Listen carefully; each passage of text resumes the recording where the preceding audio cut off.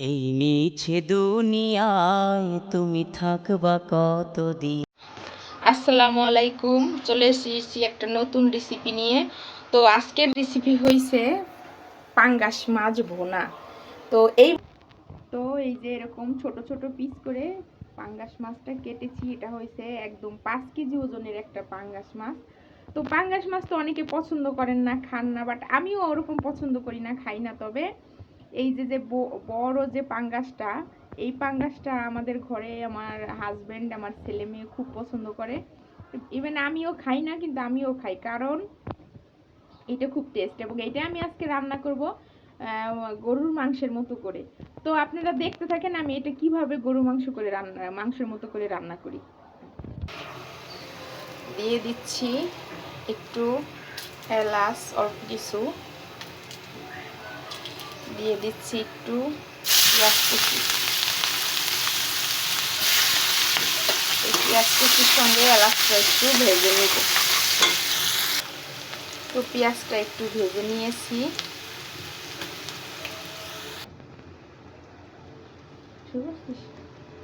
দিয়ে দিব একটু রসুন বাটা 1 টেবিল চামচ। দিয়ে দিব 1 টেবিল চামচ আদা বাটা, এই চামচটা টেবিল চামচের 1 চামচ করে। দিয়ে দিব 1 টেবিল চামচ পেঁয়াজ বাটা। দিয়ে দিব 1 টেবিল চামচ জিরা বাটা।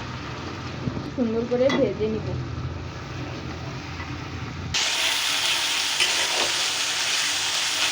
এটাকে একটু সুন্দর করে ভেজে নিতে হবে, যাতে কাঁচা কাঁচা একটা গন্ধ আছে মশলার, ওটা যাতে চলে যায়। এখন দিয়ে দিব 1 চা চামচ হলুদ,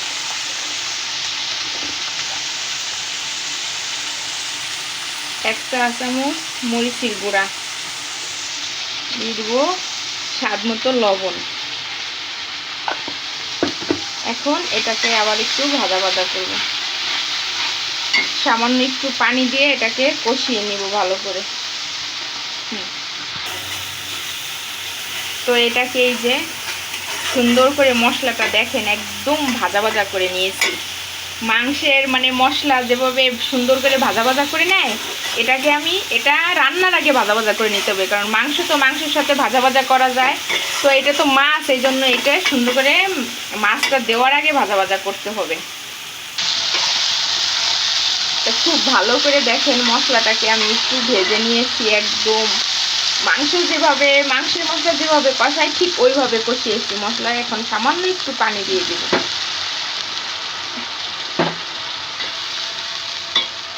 এখন আমি এই মাছটাকে একটু শুকনা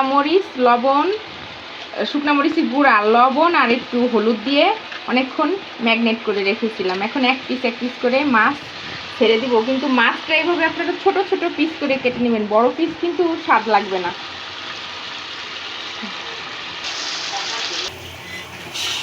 সব মাছগুলো আমি এইভাবে দিয়ে দিয়েছি। এখন অল্প জালে, ডিম জালে আর কি যেটাকে বলে, সেটাকে ডিম জাল দিয়ে এভাবে ঢেকে রেখে দেবো, ঢেকে কষাবো আর কি সুন্দর করে।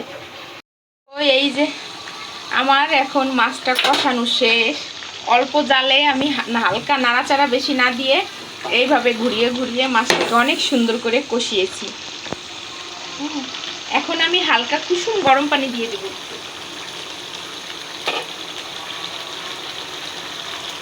পানি গরম করে দিতে হবে, ঠান্ডা পানি দেওয়া যাবে না, তাহলে তরকারির টেস্ট নষ্ট হয়ে যাবে। এজন্য পানি গরম করে এখন আমি দিয়ে দিয়েছি। এখন এটাকে ভালো করে জাল করব, ঘন হয়ে গেলে নামিয়ে ফেলবো। তো এই যে মাশাআল্লাহ আমার তরকারি ডান। দেখেন আমার তরকারি এখন ভুনা ভুনা হয়ে গিয়েছে একদম। তো এখন আমি একটা স্পেশাল মশলা দিব এটার ভিতরে। তো এই স্পেশাল মশলা কী কী দিয়ে বানিয়েছি এটা অবশ্যই ডিসক্রিপশন বক্সে দিয়ে দেবো, যদি কেউ চান বানিয়ে নিতে পারেন। এটা দিলে মানে তরকারিটা সত্যি একদম পুরো মাংসের ঘ্রাণ। আর এইভাবে যদি কেউ পাঙ্গাস মাছ মানে খান বা খেতে চান, আসলে অসাধারণ অসাধারণ। মানে একবার খেলে অবশ্যই বারবার খেতে ইচ্ছা করবে। আর পাঙ্গাস মাছের এর ভিতরে কোনো গন্ধ নাকি কিছুই নেই, মানে এটা যে পাঙ্গাস মাছ না কি মাছ খাচ্ছি বুঝতেই পারবেন না। আমি এইভাবে করে আমার বাসার গেস্টকে খাইয়েছি, তার সে তো বলতেই পারে না এটা কি মাছ। তো অবশ্যই আপনারা এটা খেয়ে দেখবেন রান্না করে। এই যে মশলাটা এখন ছিটিয়ে নামিয়ে ফেলবো মাছটা।